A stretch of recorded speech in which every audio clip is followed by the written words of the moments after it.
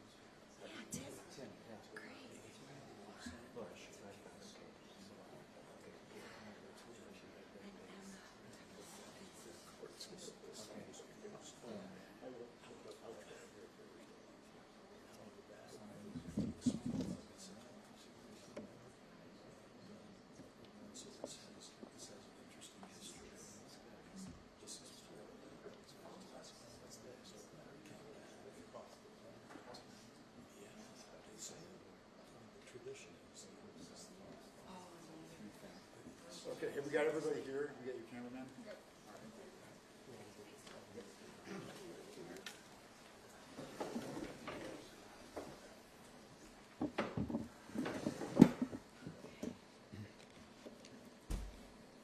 So before I officially kick this thing off, I'd just like to, first of all, thank all of you for coming here on short notice. I thought this was important enough that it needed to be addressed immediately, and I've received inquiries from a lot of you and also national media about this, so it's time is now. I apologize. I'll give you my name and all that in a minute, but I apologize for my voice, first of all, and also, for why I was sitting down. I had abdominal surgery yesterday, so this isn't the best time for me, but like I said, duty calls and it's time to go. So my name is Jeff Silvestrini. It's S-I-L, V as in Victor, E-S-T-R-I-N-I, and I'm the mayor of Millcreek. You guys ready to go? Okay.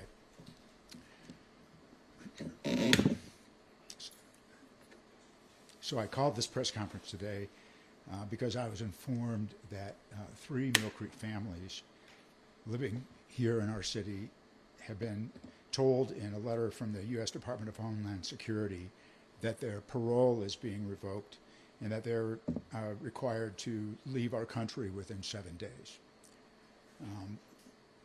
By all appearances, this action has been taken without any hearing or affording these folks due process or a right to appeal this decision. We certainly can hope that these letters were a mistake. It's a shocking and unacceptable one for sure. If this was not a mistake, then this is an affront to constitutionally guaranteed rights to all persons in the United States, the right to due process of law before the deprivation of or infringement of our rights to life, liberty, and property. We fought a revolution to secure these rights, or our forefathers at least did, and we all must stand up when the government would abridge these rights. That's what I'm doing here today on behalf of the residents of my community. We've reached out to our federal congressional delegation for assistance to investigate and, if appropriate, remedy this situation. Obviously, those communications are just going out, and we have not heard any response at this point. But I want everyone, I'm emotional about this, but I want everyone in Millcreek, in my city, to understand and to know this. First, we're not pretending that Millcreek is a sanctuary city, and we respect the right and the duty of our federal partners to enforce our immigration laws and even to deport violent criminals. But that does not mean that we will stand by silently when the rights of people in our Millcreek community are violated. When that happens, we will circle our wagons, we will speak out, and defend the rights that are guaranteed to all persons under the Constitution of the United States and the Constitution of the state of Utah. I took an oath to defend those rights, and I intend to keep that oath. Every person in our country is entitled to notice and a fair hearing before their legal status can be revoked. And it does not appear that that happened here. I want all Millcreek residents to also know that we value all of our immigrant and refugee community who are here lawfully in the United States and in Millcreek, and we want them to feel safe here. And as mayor of all Millcreek residents, I want you to know that I stand with you, and I will seek to ensure that your rights are respected. So what we know, or at least have been informed, is that there are at least 3 refugee families in Millcreek who entered our country lawfully, as far as we know, had what's called parole, so they're entitled to be here in our country, and they're also lawfully entitled to work in our country, pending a hearing to determine their refugee status. That's the way this process works under the law. There are court dates that are set, and unfortunately a lot of those court dates are set way out into the future because we do not have enough immigration courts and judges to handle the volume of the cases, but that's still the procedure. And until these folks are afforded that type of due process, they're refugees. They're here in our care, and if they were sent home, some of them would suffer consequences which might threaten their lives and their liberty. They had to make an initial showing to get that parole in the first place and to come here lawfully. And to have this privilege of coming to our country, which thank heavens we afford to people, revoked without any process, without any notice beyond get out in 7 days, is unacceptable to me as an American, and should be unacceptable to every American citizen or resident. This is not what our Constitution would contemplate. I want to say here today that I really am thankful for the support in our community that I already know exists, and for the support of the neighbors of some of these folks who raised their voices to try to protect them and stand with them, as I'm trying to do. And I know we have these people here. We have Brad and Deanna Neff here. We have Jim Barnett. We have the Mathesons. And we also have some legal counsel who work with an entity called the Utah Refugee Justice League here, Jim McConkie and Richard Lambert. It's my understanding that these guys have undertaken the defense of these folks who received these letters that we know about, and to their credit, they do this work for people for free. However, in any kind of litigation like that, there are costs associated with that. And as a still licensed former lawyer, I recognize that. I also want Millcreek residents to know that not through the city, but privately, a GoFundMe account has been organized. It's called Stand with Millcreek Families. And if you're interested, you can help these folks to bear some of the legal expenses that will be imposed upon them for this fight by making a contribution to that effort. I'm going to be able to provide well, I guess I'll give this now. The Refugee Justice League's number is 385-390-3001. And we know of these 3 families that received these letters in Millcreek. We don't know if there are other people who are similarly situated, who are lawfully in our country, who may have received similar letters. But I would encourage those people who might have done that. I know this is a fearful thing. It's terrifying, but I would encourage you to come forward and to contact the Refugee Justice League to get help if you need it. And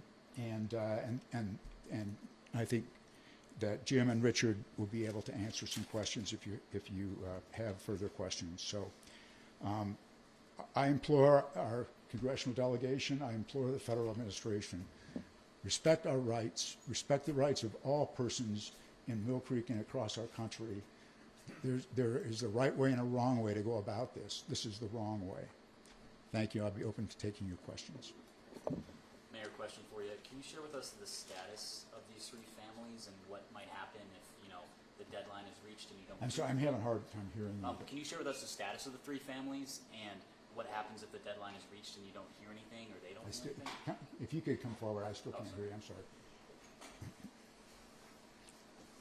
was just wondering, can you share with us the status of the three families and, what might happen if the deadline is reached and you don't hear anything from the federal partners or anything? So, to be clear, I have not had any contact with these families. I mean, I think that they are afraid to even have their names or, understandably. I would suggest maybe you address those questions to their counsel, who may be able to tell you what they can tell you. Mayor, this is the second time the city has kind of had a run-in with immigration enforcement, with ICE, with Unified Police a couple of months ago and now. Do you believe Millcreek is kind of taking on the challenge here that continues to be presented in the communities? Yes, I'm undertaking the challenge. It's not a challenge that I've chosen. It's been thrust upon me and my city council. We would rather not be involved. As I've said to some of you before, maybe not on the record, but I hesitate to become the nail that gets hit by the hammer in these kind of situations, and that's why I want to make it clear.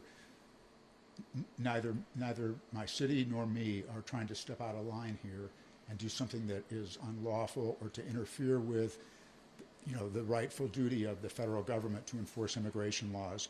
However, they need to be enforced in the right way, and that is not what I'm seeing happening, both in the former situation where I wrote to ICE and today as well. Does that answer your question? Mayor, tell me a little bit about the emotion you have behind this. I know you have not spoken to the families, but this obviously has touched you deeply. Can you tell me a little bit more about that emotion you have behind this today? Yeah, I could talk for a long time about this, and as is obvious, I have emotion in my voice. It's not just the anesthesia thing that got stuck down my throat. It's both of those things. My city is a new city, and when we were born, we had a lot of divides in our city. We had people who favored incorporation, who didn't. We have people in our city who live in a relatively affluent east side and a relatively less affluent west side. And it's been my goal as mayor of the city to try to bridge those divides and make everyone in our community feel welcome. And this is an impediment to that. That's why I'm emotional about it. And the other thing that I'll just say, and I don't want to be Pollyannish about this, but I'm a proud American, and I respect our Constitution and the Bill of Rights. And I see that threatened when people are being told to leave our country and their status is being revoked without any kind of due process hearing or an opportunity for them to confront witnesses or present evidence that they might have in their defense. That's not American. And if people like me don't stand up for this kind of thing and stand up for it early, our rights can be gone in a second. And today, it's refugees who came to our country out of fear or danger in their countries. tomorrow it could be American citizens. And it's just not right that people have their liberty and their pursuit of happiness in this country threatened without legal process. Mayor, have you spoken to these families, and if not, what is your message to them if they see you? Maybe I'm speaking to them now, and I'll speak to them and to all others similarly situated. I want you to know that you are welcome in Millcreek. I think that the fact that we have their neighbors standing here with them shows that we all feel that way. I wish that I could guarantee something more. I'm a city mayor. This is not my lane in some respects. It's only my lane to stand up and make sure that people's rights are respected at all levels of government.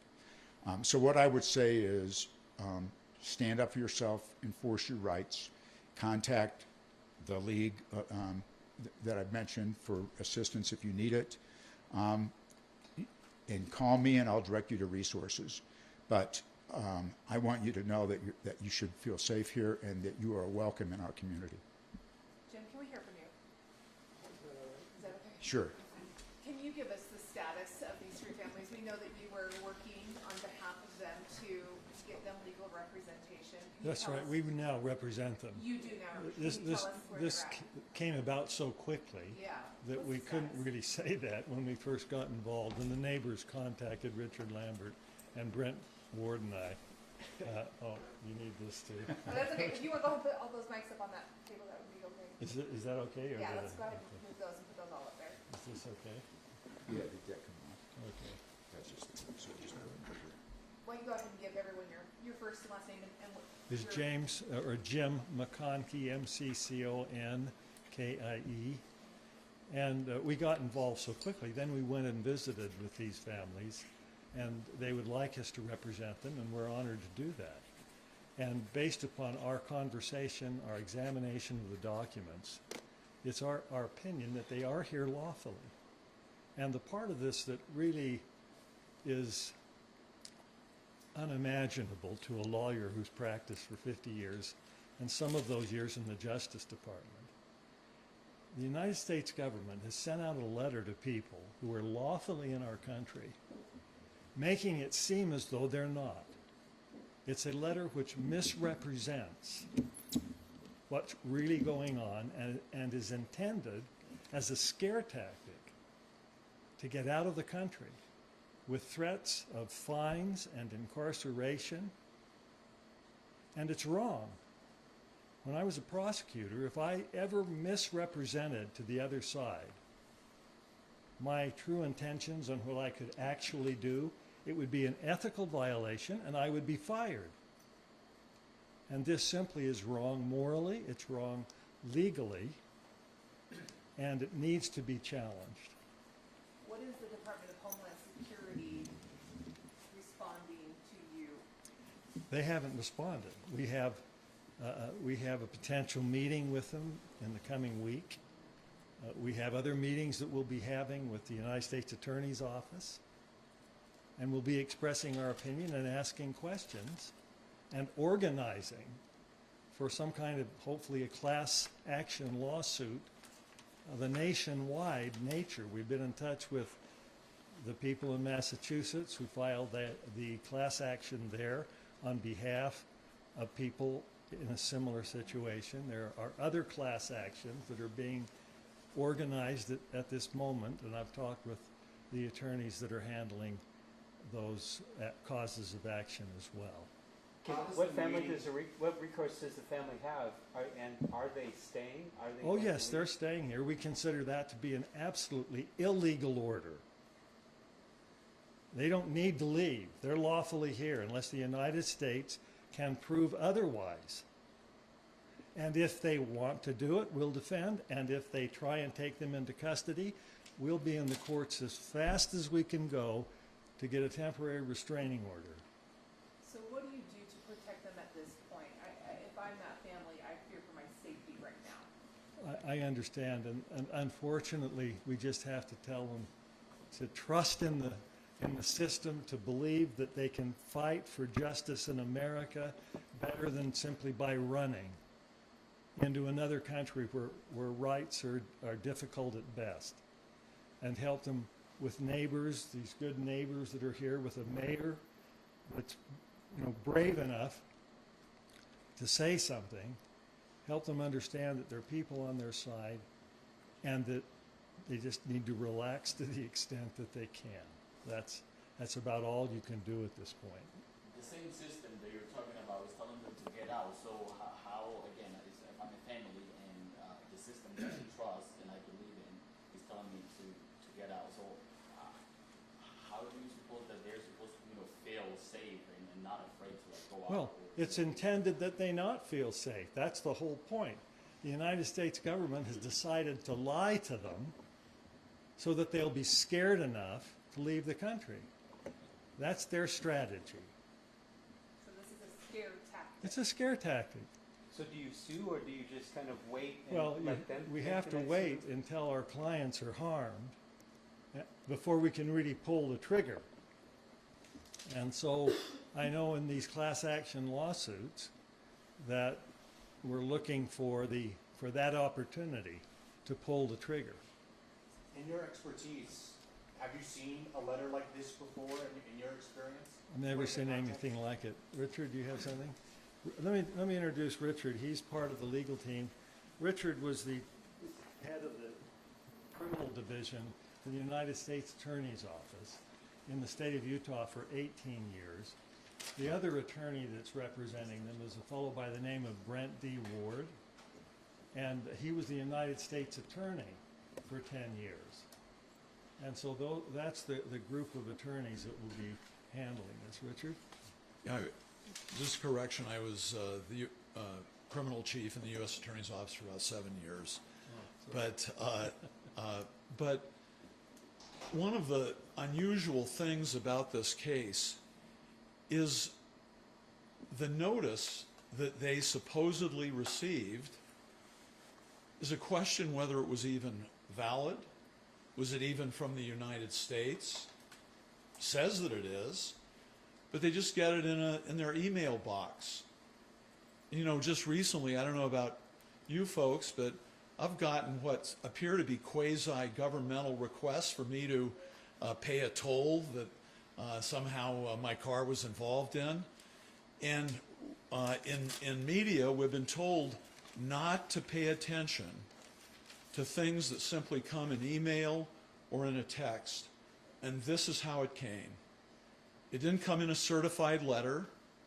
They weren't served by a U.S. Marshal or even a Homeland Security person with this notice that they had to get out of the United States in 7 days or would be prosecuted and various other things, just an email. So that in and of itself is highly unusual.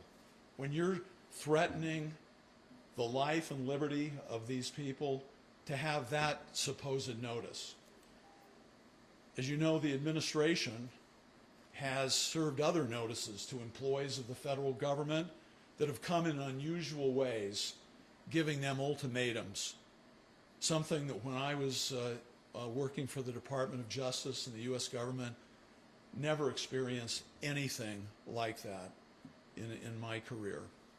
The other thing I wanted to mention and to highlight, particularly this season of the year, is that these folks have sought asylum officially in the United States by following all of the procedures set forth in the statutes to seek asylum. They've made an asylum application. They've set forth why they are in fear of going back, in this case, to Venezuela, the kinds of actions taken against them and the persecutions that threatened their lives. And here we are on Good Friday, where many faiths think about Jesus and his family. Well, they were asylum seekers going to Egypt to avoid staying where they were in Bethlehem, where they knew if they stayed, it would be subject to potentially death. And so they fled. Unfortunately, they were welcomed to a foreign land where they could stay until it was safe to go home. And that's exactly what our clients are seeking from the United States of America. Are all three from Venezuela? I thought there was a Haitian. One was family. Haitian, but One there are Haiti, two, too. now there are four from Venezuela, and the Haitian, we don't represent the Haitian woman. It's a different kind of a matter. They'll be represented, but it doesn't fit into the same category. They were here with the permission of the government because a family sponsored them. You said four There are families? four people. Four people, Father, two mother, a families. son, and a daughter-in-law. And I might just mention, because this is something that troubles me deeply, when they came across the border legally, they made an appointment outside the United States on their app. The United States said you can come in at a particular time and meet us at a specified place. And 5 people came across the border in that family, and there are only 4 that made it here. And the reason one of them didn't make it was at the border, when they were talking to officials, not trying to avoid them, they accused their 19-year-old son of being a criminal because he had a few tattoos on his arm and he was whisked away. And they haven't heard from their son in 6 months, which means we now have to go back to the government and petition the government to give us his whereabouts and to tell us why he was picked up, and then we'll ask that he be returned. Richard, I want to be very clear though. This all began with an email, but I want to make sure we're all on the same page. That has not been verified yet That's from correct. Homeland Security. We do not even know if this came from them, All we know is that they haven't denied it. but nobody from your representation has spoken to them to verify that this came from them. That's correct. So this could be a whole mute point at this point. Well, we're trying to, I mean, it has a heading, Homeland Security, and says, you know, alert, your time to Sure. leave the United States has arrived. Now, Is there a Notwithstanding. reason that we can't get somebody on the phone from there to say, no, we didn't send that? Well, we haven't asked, but when I was on the phone with other attorneys, Yeah. the question's been asked, and this is from Homeland Security, when it Yeah. initially came. But I don't know that they've denied it. We haven't heard from them personally, but other attorneys Yeah. in other states, this is unfortunately not a singular instance. This is happening all over the United States. There's an article on it in the New York Times this morning. the mayor and I applaud everything that the mayor said, but he mentioned due process. And due process involves giving people notice that they can rely on, that they know this is actually from the United States of America. And this was lacking in this case. And then, of course, they made an appointment where their asylum application could be determined by a federal immigration judge where they could present evidence. And none of that is going to happen if they were to simply obey this email and get out of the country. The time has already passed, by the way, for them to do that. I was going to follow up with, so what's your message to if people are watching this and they've gotten that email or that letter? Should they just ignore it, or what is your If advice? there are others out there that need to know what to do, they should simply call the Refugee Justice League at 385-390-3001 so that they can begin to get some kind of perspective and hopefully a little bit of comfort that things in the end will turn out all right. Just to go back, so how many families do we know of locally that have received this notification? And can you tell us a little bit more about those families, like if there are children involved? 5. 5 families? And so you have you've got 5 people, one we don't represent, who's 5, actually 6.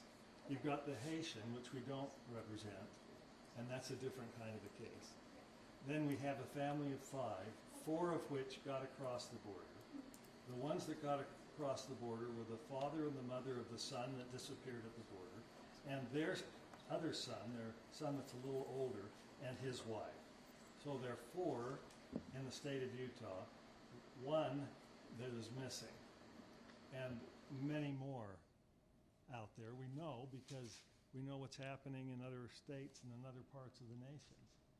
And how long have they been here? Oh, they've been here. They've been here since August. This group, and some have been here longer and working. They have doing everything that we do, paying their taxes, has social security numbers, living in a community that loves and respects them. And they have had federal permits allowing them to work because they've followed the procedure for asylum seekers. They're not hiding. But as of right now, like you mentioned before, we didn't have a way to verify these emails to make sure that they actually come from the homeland, even though it's a header and someone can make whatever. Yeah, well, I think the reason we emphasize that is it's a breach of due process in and of itself. It's not so much that we're trying to say, oh, we really don't think they're real, because enough time's passed that nobody's suggesting they're not. But the reason we make that comment is that that's a violation in and of itself of one of the most basic aspects of due process, which is if somebody's going to accuse you of something, you've got to tell them. Give them notice. Yeah. And the Trump administration has made a lot, these people are criminals, these people are gang members. Is that the case with either of these families? We don't know. All the letter says is be out in 7 days, and But to what you know, We have no oh, indication heavens, of they have that no whatsoever. indication that they have any criminal record whatsoever. Heavens no. That would have been checked before they came in. The government themselves have admitted that in a way, because they checked on them before they let them in. or gang affiliation? Oh, heavens no. So next step, the next step is what? Is the class action? The next step, I think, depending upon what happens, would be a class action. Now we have to kind of engage the government informally, which we will do, and then try and get a sense of where this is going locally and nationally. Both Jim and I are reaching out to federal authorities at this time. Well, thank you. Would you like to speak to any family members? They're here if you, I'm sure the mayor wouldn't mind. Thank you for your time. Sure. They're willing? I think we could do that one-on-one. Yeah, we'll probably grab that. Yeah, we'll grab one-on-one. Thank you. Thank you for coming.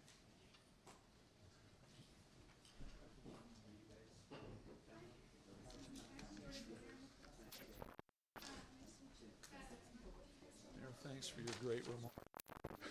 Just right on point.